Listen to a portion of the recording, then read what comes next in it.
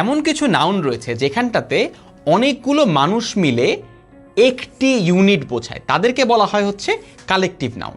যেমন ফ্যামিলি বা জিউরি, এই ধরনের শব্দগুলিতে দেখবে যে একটি ইউনিটের মধ্যে অনেকগুলো ইন্ডিভিজুয়াল মেম্বার রয়েছে, কিন্তু তাদের সবাইকে মিলে একটি ইউনিট, একটি সিঙ্গুলার ইউনিট হিসেবে কল্পনা করা হয়। যেমন তোমার ফ্যামিলিতে তুমি আছো, তোমার বাবা আছে, তোমার মা আছে, কিন্তু সবাই মিলে কিন্তু একটি ফ্যামিলি হয়।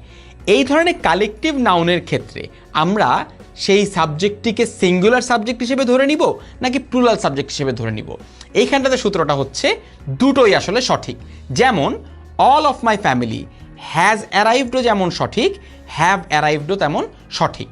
আবার লক্ষ্য করো, most of the jury, is হিয়ারও সঠিক, আবার আর হিয়ারও সঠিক। অর্থাৎ কালেকটিভ নাউনগুলোকে তুমি চাইলে সিঙ্গুলারও ধরতে পারো, প্লুরালও ধরতে পারো। এক্ষেত্রে দুটো উত্তরই সঠিক হবে, তোমার ভয় পাবার কোনোই কারণ নেই।